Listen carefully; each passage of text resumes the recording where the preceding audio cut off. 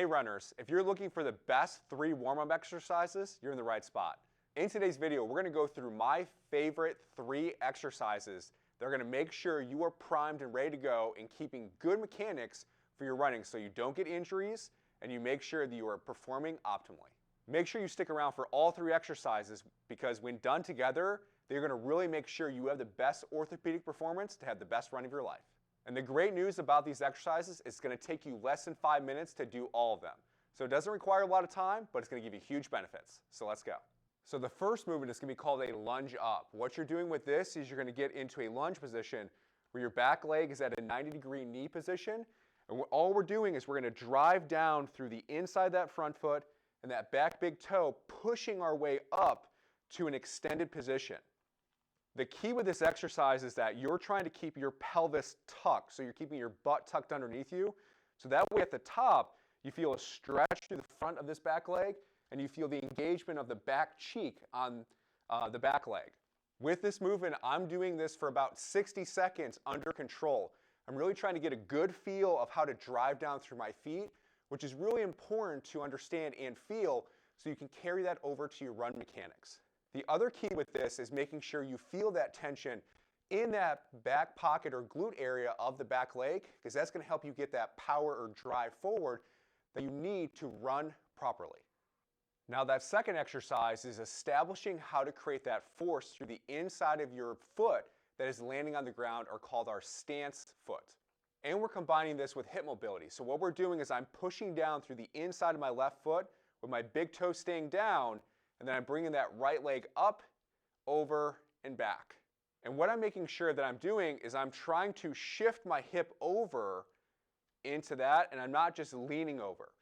When we see people lean over like this, that actually creates a lot of compensatory pattern that can lead to a lot of issues. Back pain, hip flexor tightness, knee pain, even things down the chain into like Achilles tendonitis. So it's really important to make sure you learn how to shift, keeping the weight on the inside of that foot, and shift into this hip. The other main thing is that as you're doing this, besides shifting the hip over, is keeping your abs tight as you go through. You want to make sure you're not just arching your back, you're keeping everything nice and solid as you keep that pressure on the inside of the foot. So I have connection of foot, hip, and lower abs. The goal with this movement is getting 60 seconds on each leg, really trying to create that awareness of that connection to the ground, connection to the hip, and connection to lower abs. All important things you need for proper running mechanics. For our last movement, we're combining the first 2 to make sure you are completely ready to go in a more dynamic fashion.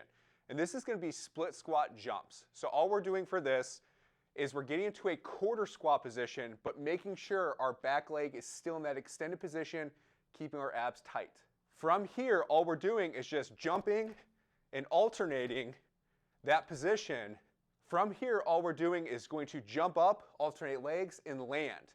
Jump, land, making sure that we are using the inside of our feet and we're landing in that hip extended position on the back leg. Making sure you land, you jump and land using the inside of your feet, particularly the big toes, is going to be really important to make sure you don't roll to the outside of your feet, which can create a lot of orthopedic issues, particularly for runners. So make sure you're keeping that weight inside foot and you're really absorbing the weight with your hips, not your knees, as you go back and forth with this. A good rep count for this one is 10 to 15 reps of just alternating, trying to get your hips through a little bit more of that range of motion, getting a little bit more comfortable with keeping that weight through the inside of your feet, landing nice and soft.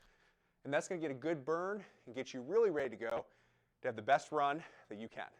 All right, everyone, I hope you got some great information from today's video on how to make sure that you are executing the best warm-up possible before you start your run to make sure you are keeping good orthopedic performance. If you like today's video, make sure you check out some of our other great content that we have, including some follow-along videos where you can follow me going through a sequence of exercises for either your warm-up or your cool-down, or maybe some other issues you may be having. Thanks for checking out today's video. I'm Dr. Brian, and as always, thank you for making movement mandatory.